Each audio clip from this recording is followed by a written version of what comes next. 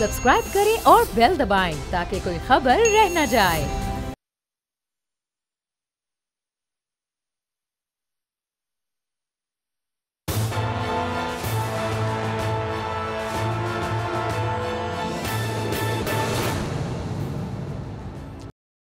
अस्सलाम वालेकुम नाज़रीन, मैं हूं आपका मेज़बान समी इब्राहिम और आप देख रहे हैं प्रोग्राम तज्ज़िया। मेरे साथ हमारी को एंकर हैं अलीना इलियास और एशियन न्यूज़ के ग्रुप एडिटर राना ताहिर मेरे साथ हैं। आज उसी मौजू पर बात होगी जिस पे सारा पाकिस्तान चेमगोइयाँ कर रहा है, गुफ्तगू हो रही है। आज मरीम नवाज़ साहबा ने एक प्रेस कॉन्फ्रेंस भी की। इस वक्त जो टारगेट है मुस्लिम लीग नून का वो साबिक़ चीफ जस्टिस साकिब निसार साहब, पाकिस्तान का अदालती निज़ाम और पाकिस्तान के इदारे।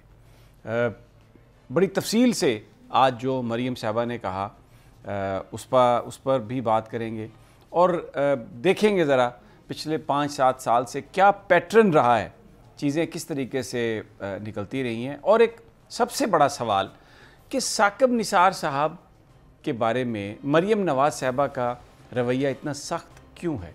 साकिब निसार साहब और मरीम नवाज़ साहबा या शरीफ ख़ानदान के बीच क्या ऐसी बात है, क्या कोई झगड़ा है कि उसमें बिल्कुल जिस तरह आज उन्होंने प्रेस कॉन्फ्रेंस की, पिछले चंद दिनों से जो एक कैंपेन पूरी चल रही है उनकी एक ऑडियो के हवाले से, जिसको मीडिया दिखा चुका है मुतअद्दिद दफ़ा, जिसमें कहाँ से क्लिप्स उठाए गए, लेकिन नून लीग क्योंकि एक पूरी अपनी कैंपेन के साथ चल रही है तो उसमें वो टारगेट हैं। आज देखेंगे कि वो टारगेट क्यों हैं।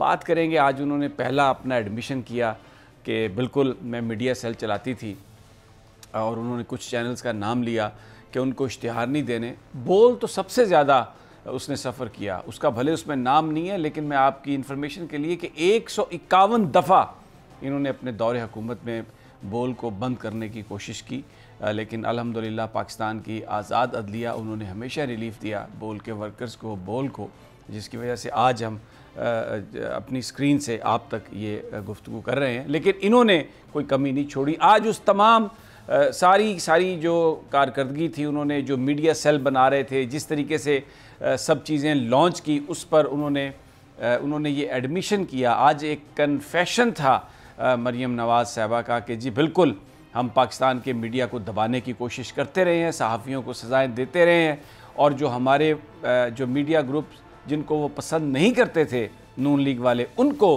विक्टिमाइज़ किया जाता रहा। और एक ये बहुत बड़ी वजह है जो मौजूदा मीडिया का बहरान है, जिसमें वर्कर्स की तनख्वाहें और ये सारा कुछ, जब आप डिस्क्रिमिनेट करके अरबों रुपए कुछ लोगों को दे देंगे और कुछ को बिल्कुल बंद कर देंगे तो फिर मामला जो है वो बड़ा संगीन हो जाएगा। इस पर भी बात करेंगे। सबसे पहले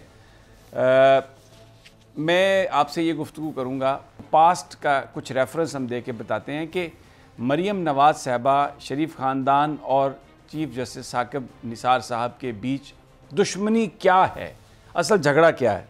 ये मेरे पास एक लिस्ट है जो मैं आपको बता देता हूँ कि चीफ जस्टिस साकिब निसार साहब ने मार्च 2018 में उन्होंने एक अज़-खुद नोटिस लिया और उन्होंने ये कहा कि ये जो वज़ीर आला हैं पंजाब के शहबाज शरीफ साहब, ये जो इश्तिहारात में, क्योंकि ये अपनी तस्वीर लगाते थे, उन्होंने कहा कि ये शहबाज शरीफ साहब कौमी ख़जाने में पैसे जमा कराएं। और ये साकिब निसार साहब की सरबराही में 3 रुकनी बेंच था जिसने अज़-खुद ये नोटिस लिया और बताया गया अदालत को, सेक्रेटरी इंफॉर्मेशन ने, कि 1 महीने में 12 करोड़ के वो इश्तिहार दिए गए जिनमें शहबाज शरीफ साहब की अपनी तस्वीर लगी हुई थी और वो कौमी ख़जाने से कोई भी ऐसा इश्तिहार जारी नहीं कर सकते थे जिस पे उनकी तस्वीर हो। अजीब एक बात बनी हुई थी, डेंगी वो भी शहबाज शरीफ, गलियों की सफाई वो भी शहबाज शरीफ, हवा में पोल्यूशन वो भी शहबाज शरीफ, सड़क क्रॉस करें देख के करें वो भी शहबाज शरीफ। तो वो साकिब निसार साहब ने ये कहा कि ये उसका खुद नोटिस लिया और कहा कि ऐसा नहीं हो सकता। अब जाहिर है मरीम नवाज़ साहबा फिर इस चीज़ को पसंद तो नहीं कर सकती। फिर साकिब निसार साहब ने जो लग्जरी व्हीकल, ये जो बड़ी बड़ी गाड़ियाँ, सरकारी अफसरान, वो जो मन पसंदीदा सरकारी अफसरान हैं, उस पर उन्होंने नोटिस लिया और ये अप्रैल 2018 में था। उन्होंने तमाम जो बड़ी गाड़ियाँ थी उनको सीज़ कर लिया। ये आप देख रहे हैं स्क्रीन पर, मैं ये वो सारी खबरें चला रहा हूँ और उन्होंने ये कहा कि ये इंटाइटलमेंट के बग़ैर हैं।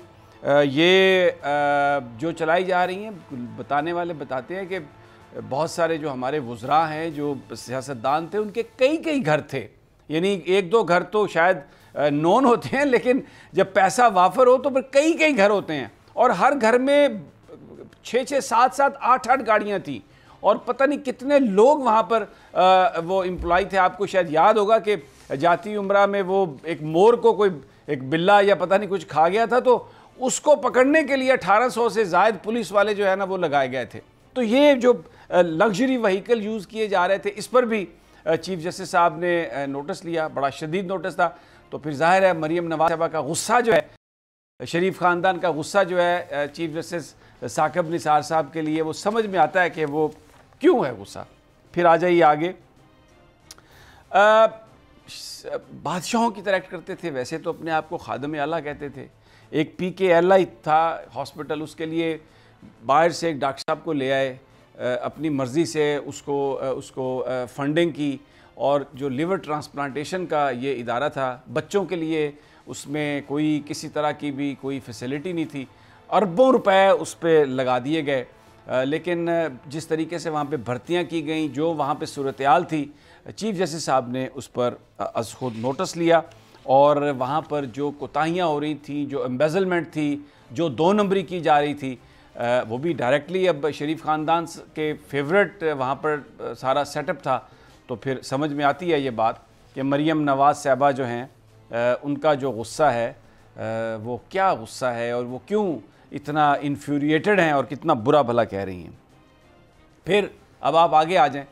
शहबाज शरीफ साहब ने पंजाब में जो ब्यूरोक्रेसी थी, जहाँ पर हर चीज़ का डिपार्टमेंट था, सेक्रेटरी था, पूरे स्टाफ थे, वहाँ पर उन्होंने 56 कंपनियाँ बना ली, अपनी ही हुकूमत के पैरेलल एक गवर्नमेंट कायम की, और तमाम बड़े प्रोजेक्ट्स वहाँ पर वो शुरू करने के लिए कंपनियाँ बनाई गई।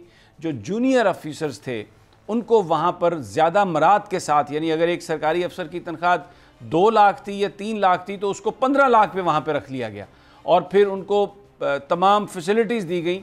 और वो जो सरकारी इदारे थे पंजाब के, वो बिल्कुल पैरालाइज हो गए, और ये जो 56 कंपनीज थी यही काम करती रहीं। अब ये जो स्टेट विद इन स्टेट, और ये जो शहनशाही कदम उठाया अपने मन पसंदीदा जूनियर अफसरान को पैसे ज़्यादा देने के लिए और अपने सारे काम करवाने के लिए, उस पर chief justice of Pakistan Saqib Nisar साहब ने एक सुओ मोटो लिया, और उस पर उन्होंने इन सबको बुलाया, इनसे रकूम की वापसी हुई, लोगों को जेलों में भेजा गया। कभी आज तक ऐसा नहीं हुआ था। तो ये अब एक ऐसी बात है, बड़ा मुश्किल है, ये तो शरीफ ख़ानदान नहीं बर्दाश्त कर सकेगा। तो आज मरीम साहबा का जो गुस्सा था, वो समझ में आ रहा था कि वो कह रही थी कि तुम्हें हिसाब देना पड़ेगा भाई, अगर आप घर से गाड़ियाँ ले लें, इन लोगों को जो हुकूमत के पैसे पर पता नहीं क्या कुछ करते हैं, उनसे वो रकूम बंद कर दें, तो फिर साकिब निसार साहब को जवाब तो देना पड़ेगा। और आज वही जवाब वो मांग रही थी कि बुनियादी तौर पर जो झगड़े उनके क्या थे। फिर अब आ जाएं जनाब, लाहौर जो गवर्नमेंट हॉस्पिटल हैं, चीफ जस्टिस साकिब निसार साहब ने इसका सुओ मोटो नोटिस लिया, और उन्होंने कहा कि जनाब ये हॉस्पिटल्स की क्या सूरत हाल है। वहाँ पर जब गए, जो ऑपरेशन थिएटर्स की हालत थी, जो प्रोजेक्ट्स पेंडिंग पड़े हुए थे, जिस तरीके से वहाँ पर मरीज़ों के साथ जो जुल्म हो रहा था, और जो हॉस्पिटल की कंडीशन थी, उस पर उन्होंने नोटिस लिया, उस पर इन सब को बुलाया, और जब इनको सीधा किया, जब इनसे वो सवाल किए जो ये समझते थे कि सियासी तौर पर बड़े इनके लिए तकलीफ़ दे हैं, तो फिर मरीम नवाज साहबा का गुस्सा तो जायज़ है ना। वो तो फिर बोलेंगी आके कि साकिब निसार तुम्हें जवाब देना पड़ेगा, तुमने ना जाने क्या कुछ छीना हमसे। अच्छा, बात यहाँ पर ही ख़त्म नहीं होती। ये जनाब नवाज शरीफ साहब जब डिसक्वालीफाई हो गए सुप्रीम कोर्ट ऑफ पाकिस्तान से, उन्होंने एक अपना अकामा जो था, एक बैंक अकाउंट खोला, जिसके ज़रिए पता नहीं कितने पैसे बाहर गए और किसी को कानो कान खबर ना हुई। लेकिन नून लीग आज भी ये कहती है कि जी वो सिर्फ एक अपने बेटे से तनख्वाह ना लेने के इल्ज़ाम में निकाला गया। ऐसा नहीं है, वो जो अकाउंट था ना, वो इतनी बड़ी गार है, पता नहीं कितने पैसे उस गार से निकल के कहाँ पे गए, और किसी को उनका आता पता नहीं है। पैसे निकालने की बात नहीं थी, उस अकाउंट को यूज़ करने की बात थी। जब उस पर डिसक्वालीफाई हुए, एंड बाय द वे जिस बेंच ने डिस्क्वालीफाई किया उसमें साकिब निसार साहब मेंबर नहीं थे उस बेंच के, लेकिन उस फैसले के नतीजे में जो जो नवाज शरीफ साहब पॉलिटिक्स तो नहीं कर सकते थे, लेकिन वो ख़ुद से मुस्लिम लीग नून के सरबराह बने हुए थे और वो टिकट्स जो थी सेनेट की उन पर साइन कर रहे थे, तो उस पर चीफ जस्टिस ऑफ पाकिस्तान ने कानून की बालादस्ती के लिए उस वक्त सुओ मोटो और हटाया इनको जनाब नवाज शरीफ साहब को कि जी आप पॉलिटिक्स में हिस्सा नहीं ले सकते, तो ये जो सारी सीट्स और ये जो सारी टिकट्स आपने दी हैं ना, ये जो सारे लोग हैं ये डिस्क्वालीफाई होंगे अगर ये इस निशान को, इस सिंबल को इस्तेमाल करेंगे जो आपके दस्तखतों से जारी हुआ। तो फिर वो सारे के सारे जो सेनेटर बने उन्होंने अपना स्टेटस, वो इंडिपेंडेंट हो गए। ये एक अब देखें ना, अब मरियम साहबा का जो उनकी जो मोहब्बत है, उनका जो पैशन है अपने वालिद के लिए, वो समझ में आता है, बिल्कुल ठीक है, लेकिन क्योंकि उनको सियासत से हटाया गया, ओहदे से हटाया गया, अब वो हटाया तो चीफ जस्टिस साकिब निसार साहब ने कानून के मुताबिक था, लेकिन बेटी को तो ये बात, जब आदमी गुस्से में हो तो वो तो ये बात बर्दाश्त करने के लिए तैयार नहीं होता। बिल्कुल उन्होंने कहा कि जी नहीं, ये मैंने मैं अगर आपको तफसीलात बताना शुरू करूं तो इतनी ज़्यादा वो तफसीलात हैं उसकी जो कोर्ट्स ने किया। इसके अलावा मेडिकल कॉलेजेस की फ़ीस, इसके अलावा स्कूलों की फ़ीस, वो लोगों को लूट रहे थे और वो बहुत सारे लोग वो थे जो इनके फाइनेंसर थे, जो इनके साथ थे और सारे इनकी कैंपेन के पैसे भरते थे। तो जब चीफ जस्टिस साहब ने गरीब आदमी, आम आदमी की तकलीफ़ को सामने रखते हुए जब इनको लताड़ा, तो वो फिर समझ में आती है बात। अभी तो पानी की कंपनियों की बात मैं आपसे कर रहा हूँ कि ये जो हम पानी पीते हैं, जो बॉटल्ड वाटर जिसे हम कहते हैं, वो जो उनकी बोतलें हैं वो फूड ग्रेड की नहीं हैं। अगर वो बोतल थोड़ी देर पानी की जो है धूप में पड़ी रहे तो वो कैंसर काज करती है। साकिब निसार साहब ने एक्सपर्ट्स की टीम बनाई और इन तमाम लोगों को तलब किया और उनसे कहा कि ये इसकी जब वो लेबॉरेटरी में जब सारी तहकीकात करवाई तो पता चला कि ये तो एक दो कंपनियों के अलावा सारे के सारा ये पानी नहीं, जहर बेच रहे हैं। अब वो जो बड़े बड़े लोग थे उन्होंने फिर मरियम साहबा का गुस्सा तो आपको समझ में आ गया होगा कि ये गुस्सा गरीब के लिए तो नहीं है। अच्छा, इस पे भी छोड़ें, आ जाएं। और ये आप लाहौर मोटरवे पे जब चढ़ते हैं ना इस्लामाबाद से, तो ये चकवाल कलर का हार जब आप क्रॉस करते हैं तो आपको साइड पे नज़र आती हैं सीमेंट फैक्ट्रीज़, बड़े बड़े लोगों की, मियाँ मनशा की सीमेंट फैक्ट्रीज़ और बड़े बड़े लोगों की। वो सारे का सारा पानी उन्होंने यूज़ लिया और वो जो वहाँ पर हैबिटाट था उसमें वो सारी तब्दीली होगी। बल्कि एक हिंदुओं का एक मंदिर है वहाँ पर, कटास राज उसे कहते हैं, उसमें जो उनकी हॉली वाटर वाली जो झील थी, जो लेक थी, वो सूख गई और पानी उसमें लाना पड़ा हज़ारों साल पुराना। यानी उनको इजाज़त दी गई कि वो सरकारी जो पानी था उसको इस्तेमाल करें, लूटें। अब मियाँ मनशा और नवाज शरीफ साहब का जो रिलेशनशिप है वो मुझे बताने की ज़रूरत नहीं, बच्चा बच्चा जानता है कि फिर मरियम साहबा को तकलीफ़ तो होगी। तो ये जो गुस्से का इजहार है साकिब निसार से, ये मैं आपको इसलिए बता रहा हूँ कि आपको पता हो। ये बात नहीं है कि उनको कोई नवाज शरीफ साहब को हटाने में कोई साकिब निसार साहब का हाथ था। साकिब निसार साहब ना उस बेंच में थे जिसने नवाज शरीफ या उनके ख़ानदान के ख़िलाफ़ कोई मुकदमात उन्होंने ख़ुद सुने हों। सुप्रीम कोर्ट ने एक जो शुगर मिल का केस था वो रिमांड किया था लाहौर हाई कोर्ट को, जहां पर जस्टिस मंसूर अली शाह जो चीफ जस्टिस ऑफ पाकिस्तान थे, उन्होंने फिर इस केस को सुन के फैसला किया। और वो केस क्या था? गैर कानूनी तौर पर शुगर मिलें इन्होंने उस एरिया में लगाई जहां पर मिलें नहीं लग सकती थी और बिल्कुल किसी अदालती हुक्म की परवाह नहीं की। जब ये matter chief justice of Pakistan के नोटिस में आया तो फिर उन्होंने इसको टेकअप किया और लाहौर हाई कोर्ट को हदायत की कि आप कानून के मुताबिक इसका फ़ैसला करें। तो अगर शरीफ ख़ानदान की शुगर मिलें, अगर वो गैर कानूनी करार पाएँ और वहाँ से उनको हटाना पड़े, तो फिर आपका क्या ख्याल है कि मरियम नवाज साहबा साकिब निसार साहब को दुआएं देंगी, साकिब निसार साहब को अच्छा कहेंगी? ये मैं आपकी मेमोरीज़ को रिफ़्रेश कर रहा हूँ। आप यकीन करें मैं 4 घंटे तक बोल सकता हूँ, आपको डॉक्यूमेंट्स दिखा सकता हूँ, क्योंकि उस वक्त के चीफ जस्टिस साकिब निसार ने अवामी मफादात को सामने रखते हुए सुओ मोटो लिए। उन पर इल्ज़ाम लगा सियासत कर रहे हैं, उन पर इल्ज़ाम लगा इख्तियारात से तजावुज़ कर रहे हैं, क्योंकि इन लोगों को इस बात की आदत नहीं थी कि कोई इन पर कोई सवाल कर सके। और ये जो एक पूरी अंपायर उन्होंने क्रिएट की हुई थी, उसमें आके साकिब निसार साहब ने जो स्टेटस को था उसको हिलाया और ये बताया कि ये मुल्क गरीब लोगों का है, उनका हक है, उनके हक को मत मारें, जो आपका काम है आप वो करें। मैं दूसरे मौज़ूआत की तरफ भी आता हूँ, लेकिन राना साहब मेरे साथ हैं। राना साहब, फिर जो मरियम नवाज साहबा का जो गुस्सा साकिब निसार साहब के लिए, it makes sense, isn't it?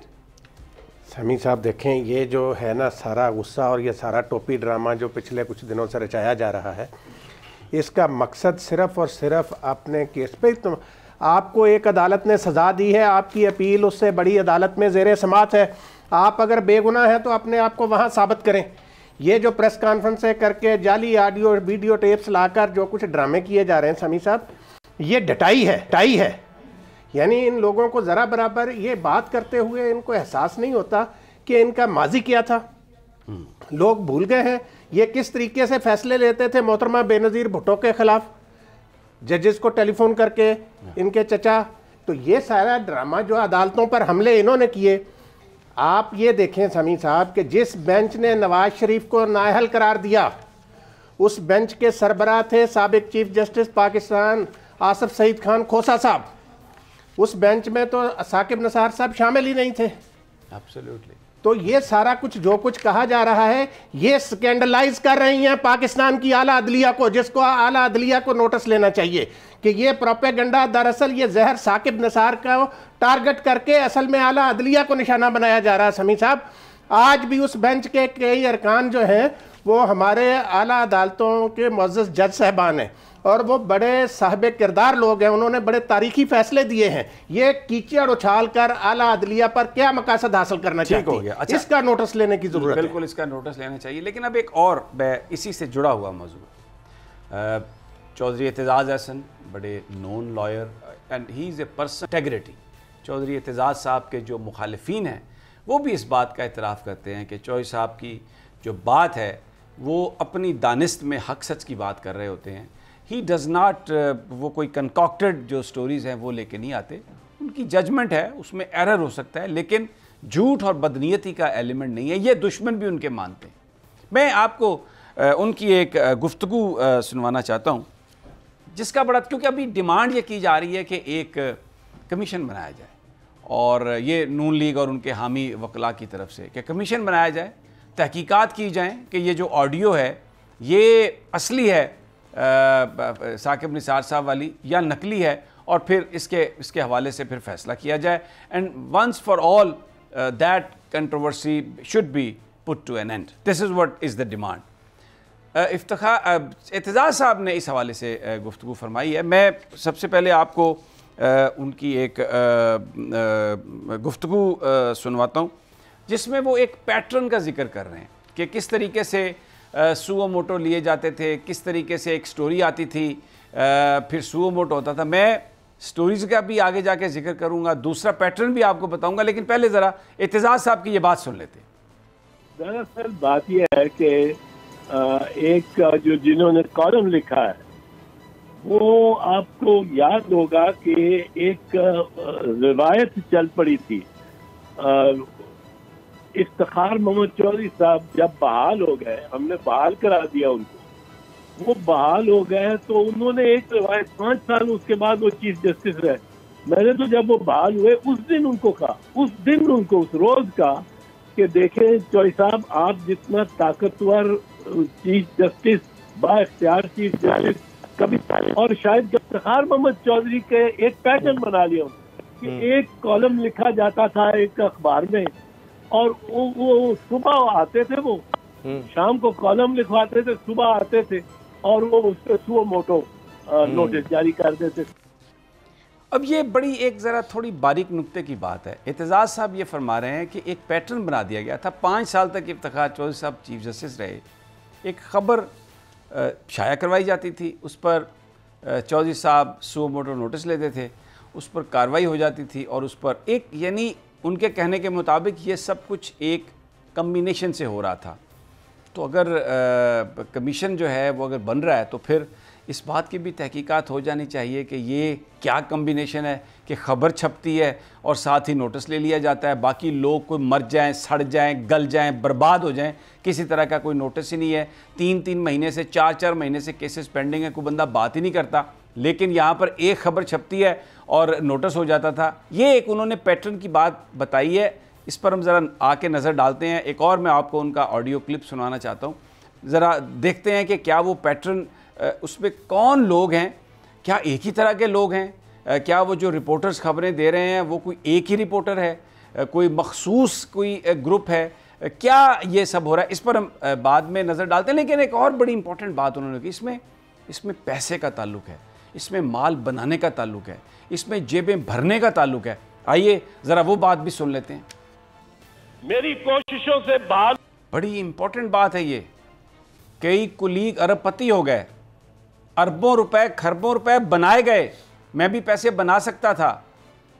तो हम तो ये समझते थे कि ये जो कुछ भी हो रहा है ये कोई अदलिया के वकार की बहाली के लिए हो रहा है। हम तो यही सुनते आए कि ये सब कुछ इसलिए किया जा रहा है कि अदलिया जो है उसकी इज़्ज़त में इजाफ़ा किया जाए, एक नाइंसाफ़ी जो है उसको ख़त्म किया जाए। मैं तो समझता हूँ कि वो जो हज़ारों लाखों लोग जहाँ जहाँ बैठे थे, इस तहरीक का हिस्सा थे या सोच रहे थे, ये बातें सुनकर तो एक बड़ी शदीद मायूसी हो रही है। ये जो बातें मैं कर रहा हूँ आज की सारी इस गुफ्तगू से और आज की सूरत हाल से इसका बड़ा गहरा ताल्लुक़ है, इसलिए कि ये वही किरदार हैं, ये वही उसी तरह के मामलात हैं, उसी तरह से इदारों को निशाना बनाया जा रहा है, उसी तरह मफादात की खेल खेली जा रही है। और अभी आज जो मरियम नवाज़ साहबा ने एक जो एडमिशन किया, जो उन्होंने कन्फेस किया कि हाँ मैं वज़ीर-ए-आज़म हाउस में बिल्कुल ऑर्डर करती थी कि किसको इश्तिहार मिलना है, किसको इश्तिहार नहीं मिलना, और अपनी पसंद के जो इदारे थे उनको तो अभी फिर फवाद चौधरी साहब ने जो एक लिस्ट रिलीज़ की है, अरबों रुपए उनको मिले हैं, और जिनका नाम मरियम साहबा ले रही हैं उनको तो बहुत कम मिला। बोल का तो उन्होंने नाम भी नहीं लिया, बोल को तो मिला ही कुछ नहीं। बोल की तो बंदिश की उनके अब्बा जानी ने और चौधरी निसार साहब ने, एक बंदिश की, एक इदारे को बंद किया, बर्बाद किया, यहाँ पर जो सैकड़ों लोग थे उनके रोज़गार को ख़तरे में डाला। बड़ी एक अलमनाक या दर्दनाक कहानी है, मैं इस पे नहीं जाऊँगा, लेकिन यहाँ पर एक छोटा सा वक्फ़ा लेता हूँ। जब वापस आता हूँ तो यहीं से कहानी हम शुरू करेंगे और देखेंगे कि जो किरदार पहले थे क्या फिर दोबारा वही किरदार एक्टिव तो नहीं हो गए। एक छोटे से वक्फे के बाद।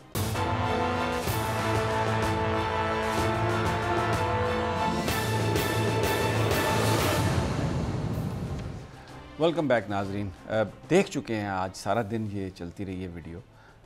मरियम नवाज़ साहबा ने आज ये इतराफ़ किया कि एक हाउस, वज़ीर-ए-आज़म हाउस में एक सेल था, और ये एक हमारे दोस्त हैं, बड़े ज़बरदस्त रिपोर्टर हैं, नदीम गिशकोरी, न्यूज़ और जंग के लिए काम करते हैं, वेरी कम्पिटेंट रिपोर्टर। ये उन्होंने नवंबर 6 2016 में ये ख़बर दी थी, और ये था मैनेजिंग द मीडिया, ये मेरे पास है, और इसमें उन्होंने पूरा ये बताया है कि according to the sources the budget for this media cell is coming from the ministry of information and broadcasting with some additional grants release from the prime minister's discretionary fund. बेपनाह पैसा, लंबा माल, और पता नहीं कहाँ कहाँ गया। ये हमारे दोस्त ज़ाहिद गिशकोरी साहब की ये खबर है, बड़ी ज़बरदस्त, और मैं उनकी जो खबर है मैं उस पर बिलीव करता हूँ, because he is a very competent reporter. अच्छा जनाब, अब ये जो आज मरियम साहबा ने, पहले तो वो ज़रा आपको वीडियो दिखा दें कि किस तरह से वो डायरेक्ट कर रही हैं कि बिल्कुल कोई इश्तिहार नहीं है। सुनिए ज़रा। 24 चैनल को, समा को, 92 को, और क्या नाम है इसका, ARY को कोई ऐड नहीं जाएगा बिल्कुल। अच्छा, आज उन्होंने जब एक सवाल हुआ, उन्होंने एक बड़ी तवील प्रेस कॉन्फ्रेंस की, और उसमें एक सवाल किया गया कि जनाब ये वीडियो ऑडियो वायरल है आपकी, तो ज़रा बयान फरमाएंगी कि इसके बारे में क्या आपकी राय है। सुनिए क्या फरमाती हैं। मैं ये नहीं कह रही कि वो जोड़ जोड़ के बनाई हुई है या वो मेरी आवाज़ नहीं, वो मेरी आवाज़ है, कि वो मेरी पार्टी का मीडिया सेल में तब चला रही थी, वो बहुत पुरानी है। लेकिन मैंने जब कह दिया कि वो, मैं ये नहीं कह रही कि वो तोड़ जोड़ के मेरी फ़लाँ तकरीर से निकाल के बनाई गई हैं, तो मैं ये बात सामने आ गई। और आज का जो टॉपिक है काइंडली उसी पे रहें, उसके ऊपर मैं बहुत लंबी बातचीत भी कर सकती हूँ। फरमा रही हैं कि माजी दी गल्लां ना पूछो मेरे को, अज जड़ा मैं इल्ज़ाम ला रही हैं ये ते गल करें आप। अब मैं आपको एक और बात बता दूँ, ये जो कह रही है ना मैं पार्टी का मीडिया, अपनी पार्टी का मीडिया सेल चला रही थी, पार्टी शरीफ ख़ानदान एक पैसा अपनी ज़ात पर अपनी जेब से ख़र्च नहीं करता। मैं ये बड़ी दयानतदारी से आपको बात बता रहा हूँ कि ये जो 7 क्लब रोड जो वज़ीर-ए-आला का जो ऑफिस था ना, वहाँ से सब्ज़ी मॉडल टाउन जाती थी सुजुकी वैन में। इनके घरों के मुलाजमीन की तनख्वाहें सरकारी इदारों से अदा हो रही हैं। ये पार्टी फ़ंड चलाएँगे अपने ख़र्चे से। ये तो जो इनकी देगें जो पकी होती थी, जो मियाँ नवाज शरीफ साहब मरी में जाके खाना खाते थे देगड़े निहारियों के, वो भी सरकारी हेलीकॉप्टर पर जाते थे। ये अपना इनका, ये चमड़ी जाए दमड़ी ना जाए, ये अपना पैसा नहीं, सरकार का पैसा ये खर्च करने के लिए बिल्कुल तैयार हैं। अपने पैसों से आज तक इन्होंने कुछ नहीं किया, तो ये क्या बेच रही हैं, किसको ये कह रही हैं कि मैं अपनी पार्टी का मीडिया सेल चला रही थी। अच्छा जी, फिर अब अगर आपने एक इल्ज़ाम लगाया है, आप कहती हैं कि जी ये जो ऑडियो है ये बिल्कुल असली है, तो आप जाएँ अदालत में। अदालत में अगर आप जाके केस करेंगी और अगर वो केस साबित नहीं हुआ तो आप जेल जाएंगी। इसलिए क्या हो रहा है, अगर वो राना शमीम है तो उसका एफिडेविट लंदन में अटेस्ट हो रहा है, ताकि पाकिस्तान में तो वो सिंपल एक डॉक्यूमेंट है कि जी मेरा तो है ही नहीं, वहाँ से है, कौन वेरीफाई करेगा, क्या करेगा। ये इतने बड़े बड़े अपार्टमेंट हैं जिसके बारे में इन्होंने ये कहा था कि लंदन तो क्या, मेरी तो पाकिस्तान में भी कोई प्रॉपर्टी नहीं है, तो वो नज़र भी आ गया सब कुछ, लेकिन कोई रसीद नहीं, कुछ नहीं। अब जनाब वो कहती हैं कि मैं अदालत में नहीं जाऊँगी। सुनिए क्या फरमा रही है कि मैं मुनासिब वक्त पे जाऊंगी, लेकिन प्रेस कॉन्फ्रेंस का टाइम आज ही है, क्योंकि जो मेरे मुकदमात हैं, रब दा वास्ता जे मेरा बेंच चेंज कर दो, मैंने छड़ दो। सुने जरा। मैं पहले तो ये मौका दूंगी अदालतों को कि वो खुद जो उंगलियां उठी हैं आज अदलिया पर या इदारे पर, उसको आगे बढ़कर खुद उसको उस धब्बे को धोएं। और जब वो खुद ये धब्बा धोएंगे तो उनकी इज्जत में, उनके वकार में इजाफा होगा। बाकी रही मेरी बात, तो मेरे पास ये सब कुछ मौजूद है। अगर मैंने जिस मौके पे भी मुनासिब समझा इसको अपनी एप्लीकेशन का, अपने केस का हिस्सा बनाना, तो मैं ज़रूर बनाऊंगी। लेकिन पहले जब हम ये चीज़ें कोर्ट लेके गए हैं तो हमें नाइंसाफ़ी का सामना करना पड़ा है, जो कि बहुत बुरी बात है। लेकिन अब मैं वो रोना नहीं धोना चाहती। अब जजेस के पास एक मौका आया अल्लाह ताला की तरफ से, तो वो अपने जो ये इसको दुरुस्त करें तो उनकी इज़्ज़त में इजाफा हो।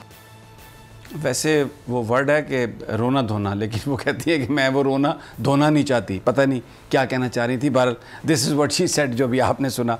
अब मैं आपको जो हमारे दोस्त इंडिपेंडेंट हैं और सबकी जो इंटेग्रिटी है, मैं कोई उस पर सवाल नहीं उठा रहा। हर रिपोर्टर की अपनी डिस्क्रिशन है कि वो जो मर्ज़ी फ़ाइल करे, ये उसकी अपनी ये उसकी सवाबदीद है। कोई मेरा कोई इल्ज़ाम नहीं है, लेकिन कुछ फैक्ट्स हैं। अब देखें जनाब, आज ये जो सारी कंट्रोवर्सी है ऑडियो की, ये अहमद नूरानी साहब के गिर्द घूमती है। बड़े ज़बरदस्त रिपोर्टर हैं, नो डाउट अबाउट इट।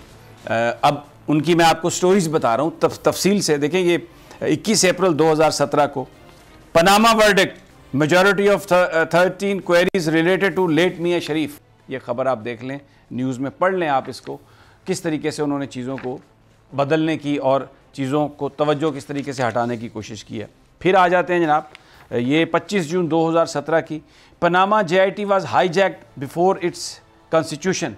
ये देख लें आप, इस पर भी जो JIT है जो इन्वेस्टिगेशन कर रही थी, एक पैटर्न आपको नज़र आएगा कि नूरानी साहब ने उस पर क्रिटिसाइज़ ही किया है। मोहब्बत उनकी शरीफ ख़ानदान के साथ छलक रही है, ये आपको नज़र आ रहा है। ये मैं स्टोरीज़ आपको दे रहा हूँ।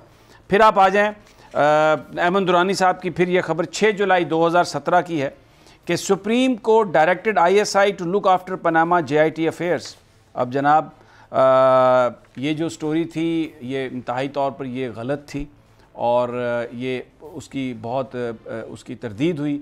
जंग ग्रुप, जियो ग्रुप के पास इनके पास कोई इसका जवाब नहीं था। फिर ये हुआ कि अहमद नूरानी साहब ने 10 जुलाई 2017 को इस पर माफ़ी मांगी। जनाब इन्होंने, अहमद नूरानी साहब ने, अच्छा ये माफ़ी इन्होंने मांगी इस खबर पर कि JIT doesn't find PM guilty but his sons.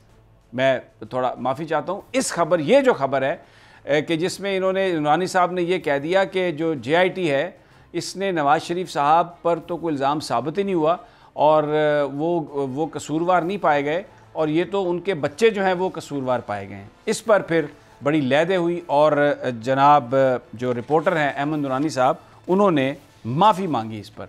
अब ये उनका एक पैटर्न है पूरा नूरानी साहब का। मैं 20 स्टोरीज़ आपको और दे सकता हूँ जिसमें ये स्टोरीज जो मैंने आपको रेफरेंस दी हैं, आप इनको पढ़ लें, आपको एक टिल्ट नज़र आएगा जिसमें आपको हर स्टोरी में, हर खबर में शरीफ ख़ानदान बेगुनाह आपको नज़र आएगा और पाकिस्तान के इदारे, पाकिस्तान की अदलिया वो एक साजिश करती हुई नज़र आएंगी इन सारी कहानियों में, इन सारी स्टोरीज़ में। उनकी अपनी सवाबदीद है, मैं चैलेंज नहीं कर रहा, but this is the pattern. अच्छा जी, अब आ जाएं आप। अंसार अब्बासी साहब बड़े हमारे मोहतरम दोस्त हैं और बल्कि अभी जब वो हाई कोर्ट में जिस दिन वो गए थे, मैं तो उनके साथ गया था क्योंकि मैं समझता हूँ कि रिपोर्टर जो चाहे वो छाप सकता है, अगर वो गलत है तो दूसरी पार्टी कोर्ट में जाके उनके ख़िलाफ़ फ़ैसला ले ले। तो मैं उनके साथ अदालत में गया था और मैं अभी भी उनके इस राइट्स के साथ मैं मुत्तफ़िक हूँ कि जर्नलिस्ट जो है अगर कोई उसको चीज़ मिल जाती है तो ये, और वो पब्लिक इंटरेस्ट में है, तो चाहे उसमें ख़तरात भी हों, छापना पड़ता है, इसलिए कि जर्नलिस्ट का काम ही यही है। पीआर हमारा काम नहीं है, सच बताना और कड़वी बातें करना, बेसिकली सच क्योंकि कड़वा होता है वो हमारा काम है। अब आ जाइए जी, थोड़ा सा मैं पीछे चलता हूँ। 30 मई 2017 को ये जो जिस वक्त JIT बन रही थी तो उस वक्त एक व्हाट्सएप कॉल के हवाले से स्टोरी आई थी कि जनाब ये तो एक व्हाट्सएप कॉल के ज़रिए ये JIT बनाई गई और ये इसमें जज साहब इन्वॉल्व थे, इसमें रजिस्ट्रार साहब इन्वॉल्व थे। ये स्टोरी जो थी ये जनाब आप अंसार अब्बासी साहब की थी। अच्छा, अब उसके पास फिर अगली कहानी पे आ जाएं। 9 जुलाई 2017 को अरशद मलिक की जो वीडियो रिलीज़ हुई, उसमें ये स्टोरी भी जो थी ये भी अंसार अब्बासी साहब ने, इसकी आप हेडलाइंस देख लें कि नून लीग के पास जज अरशद मलिक की कई धमाका खेज़ वीडियोज़ मौजूद हैं। यानी एक आपको नज़र आता है कि जो भी सोर्स था ऐसी खबरों का वो बड़ा क्लोज था, वो अहमद नूरानी साहब के और जनाब अंसार अब्बासी साहब के। खबरें सारी उधर ही जा रही थी, ये सारी चल के पहिए लगे हुए थे नीचे, भाग भाग के उधर ही जा रही।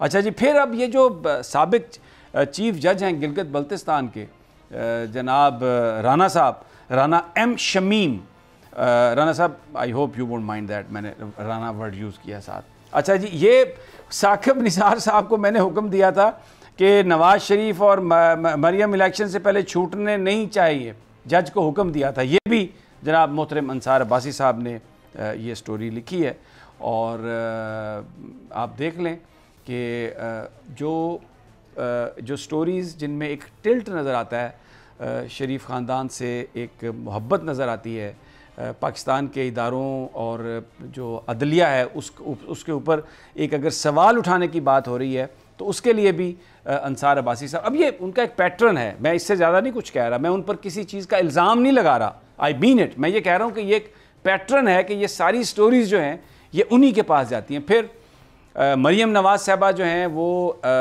जिस वक्त वज़ीर-ए-आज़म हाउस में थी, जिस वक्त वो सेल चला रही थी, उस वक्त एक बड़ा वाक़या हुआ था डॉन लीक्स का। वो सिरल अलमेडा की मुलाकात मरियम नवाज़ साहबा से हुई, उसके बारे में ख़बरें आई। वो जो सिम्स यूज़ करते थे मुख्तलिफ़ जर्नलिस्टों की, उनकी आपस में इंटरेक्शन थी, फिर जिस तरीके से लाया गया, फिर परवेज़ रशीद साहब को कुर्बानी का बकरा बनाया गया, जो भी था सब एक मिली भगत के साथ।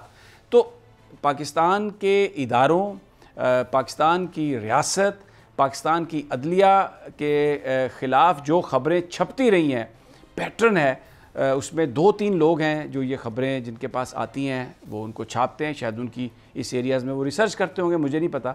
और हमें कहीं ना कहीं उसके पीछे मरियम साहबा नज़र आती हैं। आज भी वो बैठी हुई है, कह रही थी कि ये शेरों, उन्होंने कहा ये हैं वो शेर जो ये ख़बरें चलाते हैं और ये इधर बैठे हुए हैं और इन्होंने बड़ी सौबतें बर्दाश्त की और ना जाने क्या कुछ बर्दाश्त किया। ज़ाहिर है जर्नलिस्ट अगर सच्ची बात लिख रहा हो तो वो तकालीफ तो उसको आती है, लेकिन मरियम साहबा ने बड़ी मोहब्बत का इजहार किया उनके लिए। उनको कहा कि ये हमारे सहाफ़त के शेर बैठे हुए हैं। Alina, you want to say something? Sir, सब 2 चीज़ें हैं जिसके ऊपर मैं बात करना चाहूँगी। एक तो है जो कि कमीशन बनाया जाए। बात तो ये कि मरियम नवाज़ साहबा जब भी आती हैं और नून लीग जब भी आती है वो एक बयानिया लेकर चल रहे हैं। उसमें वो ये कहते हैं कि ना अदलिया आज़ाद है, ना मीडिया आज़ाद है और ना गवर्नमेंट जो है वो सही गवर्नमेंट है, वो अवामी गवर्नमेंट नहीं है, वो सिलेक्टेड गवर्नमेंट है। तो बात ये कि मरियम नवाज़ अगर आ जाकर ये प्रेस कॉन्फ्रेंस करती हैं और वो कहती हैं कि आज़ाद कमीशन बनाया जाए, तो उस आज़ाद कमीशन को वो कैसे मान लेंगी? उसका क्या TOR होगा? तो इसका मतलब वो एक स्केप चाह रही हैं, ये जो सारे स्कैंडल आए हैं, चीज़ें सामने आई हैं। दूसरी चीज़ ये कि आज सहाफ़ी ने उनसे एक सवाल पूछा मलिक अरशद की वीडियो के हवाले से। उन्होंने कहा जी मैं वो वीडियो लेके लेके गई थी उसके ऊपर कोई चीज़ जो है वो सामने नहीं आई, तो जब वक्त आएगा मैं देख लूंगी। बात यह है कि जब आप इस सिस्टम पे यकीन ही नहीं रखती हैं तो फिर जो आप कमीशन की एक डिमांड कर रही हैं उस पर आप किस तरीके से यकीन रखेंगी। दूसरी जो बात मैं करना चाहूँगी समी साहब, मीडिया के हवाले से करना चाहूँगी, जिसके ऊपर मुझे बड़ा ताज्जुब हुआ कि उन्होंने इतने खुलकर कह दिया कि हाँ जी बिल्कुल वो वीडियो है, ऑडियो है, मैं अभी बताना नहीं चाहती, और भी बहुत सी चीज़ें थी। लेकिन बात यह है चाहे वो नून लीग हो, पीपल्स पार्टी हो, पीटीआई हो, मीडिया की आज़ादी के हवाले से हम हमेशा ये बात करते हैं कि मीडिया को आज़ाद होना चाहिए। ना कोई मीडिया अथॉरिटी होनी चाहिए, ना कोई मीडिया ट्राइब्यूनल होने चाहिए, और ना ही कोई बंदा ये कहता हुआ नजर आए कि 8 बजे के शो में कौन सा टॉपिक होगा, कौन से गेस्ट होंगे, ये हम डिसाइड करेंगे। तो तीनों को पता होना चाहिए, तीनों बड़ी जमातें जो हमारी मेन जमातें हैं उनको पता होना चाहिए कि मीडिया की आज़ादी क्या है। चाहे अगर मरियम नवाज कहती हैं इस तरीके से हरकत करती हैं या पीटीआई इस तरीके से हरकत करती है, तो आई थिंक दोनों ही अपनी जगह। मैं आपको एक बात बताता हूँ, इसमें पीटीआई भी अगर आप उसकी बात करें तो वो इससे कोई पीछे नहीं है। अभी मेरे दोस्तों को बुरा लगेगा लेकिन यहाँ पर तो पीटीआई वालों ने तो बीट रिपोर्टर्स तक चेंज करवा दिए। प्राइम मिनिस्टर हाउस को जो कवर करने वाले रिपोर्टर थे उनको तब्दील करवा दिया, कहा कि इस रिपोर्टर को लगाएं, इस रिपोर्टर को ना लगाएं। तो इस हद तक इंटरवेंशन पीटीआई भी करती है। ये हर जमात, प्रॉब्लम ये आ गई है पाकिस्तान में ऐसे दिए जाते हैं कि हर जमात ये इसी तरीके से कंट्रोल करने की कोशिश करती है। मुझे पता है राना साहब भी he wants to step in, लेकिन एक छोटा सा वक्फा, वापस आते हैं तो इस पर बात करते हैं।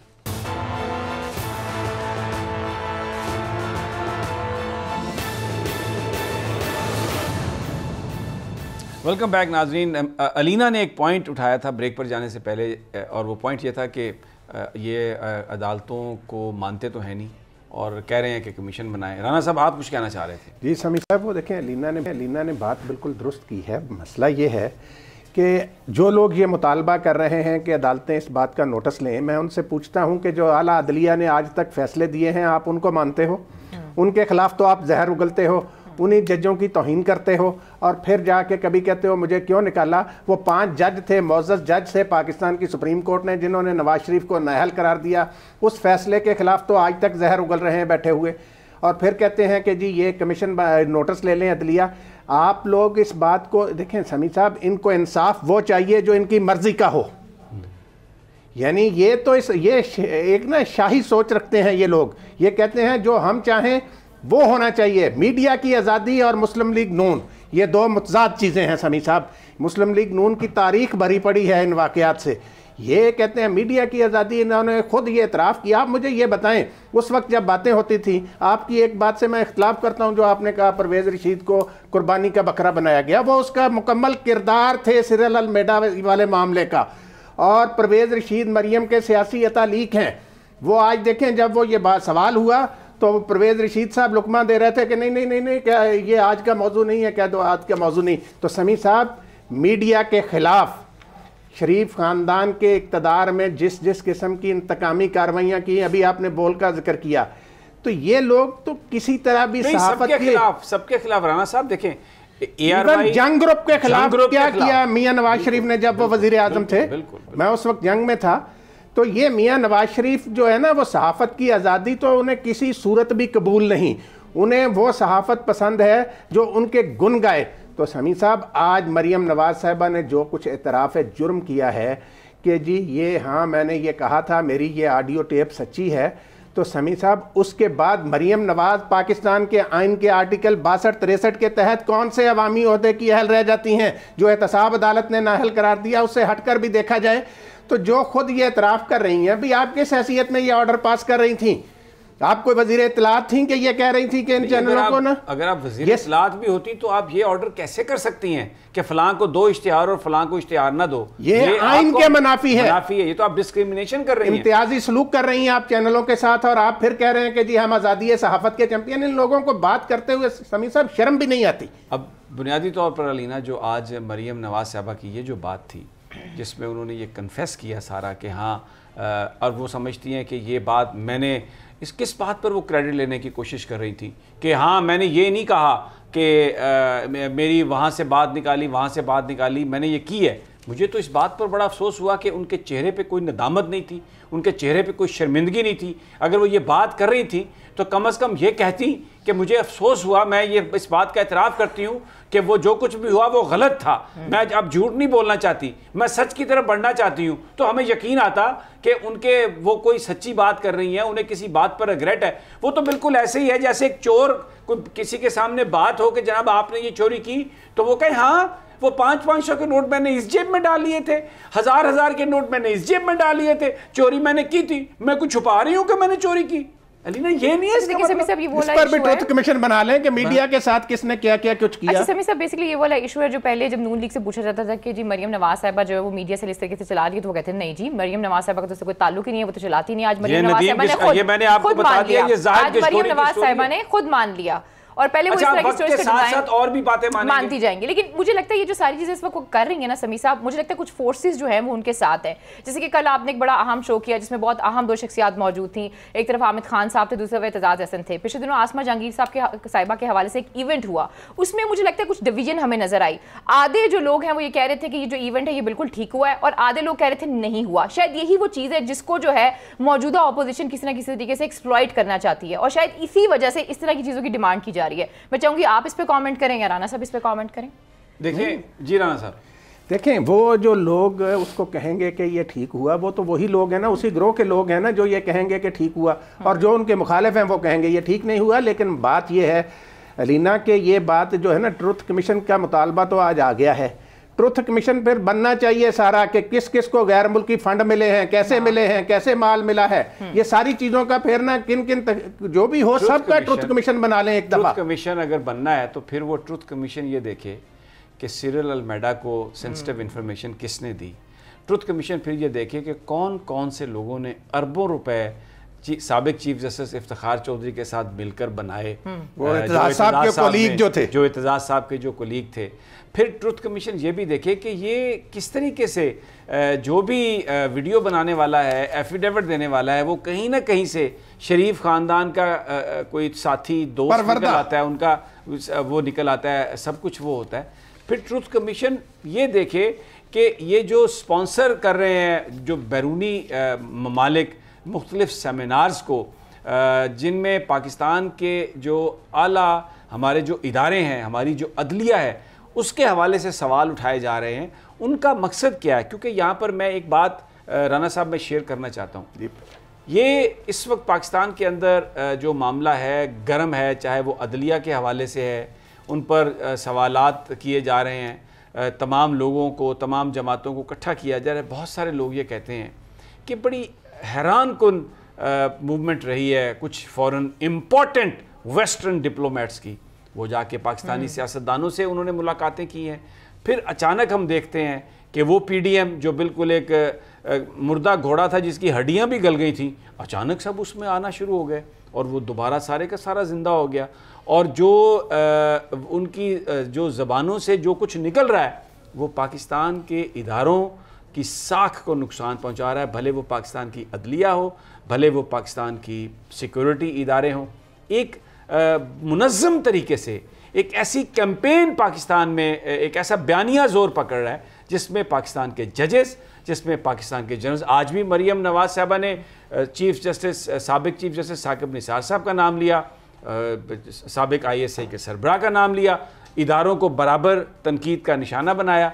तो don't you see there is method to this madness. Rana Tahir साहब, समी साहब आपने बिल्कुल सही निशानदेही की है। इसके पीछे यकीनन वो अनासर हैं जो पाकिस्तान के कौमी इदारों के ख़िलाफ़ साजिशें कर रहे हैं, और किसी न किसी तरीके से इनका उनके साथ राब्ता है, जो लोग इस किस्म का जहर उगल रहे हैं।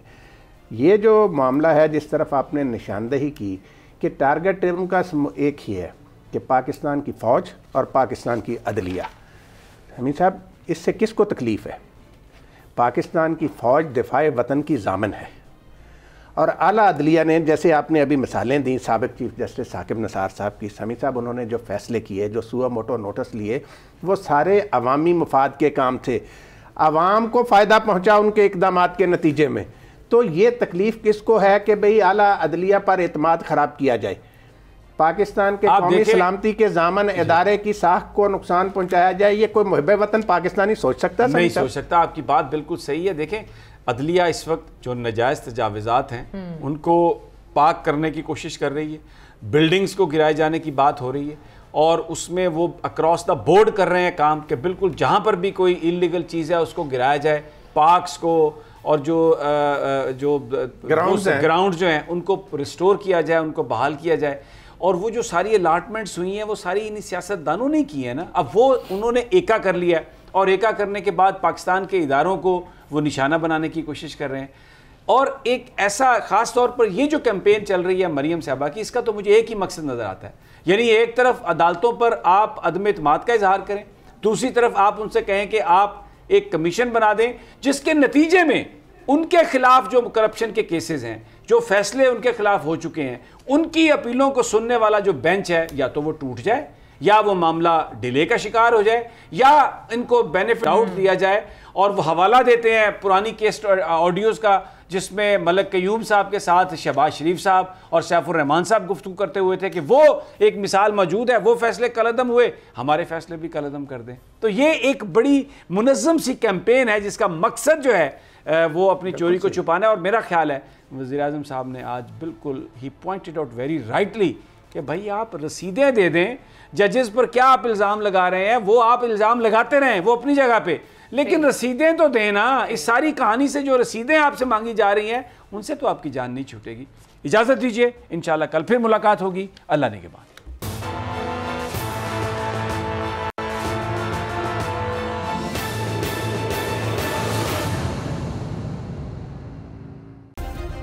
सब्सक्राइब करें और बेल दबाएं ताकि कोई खबर रह न जाए।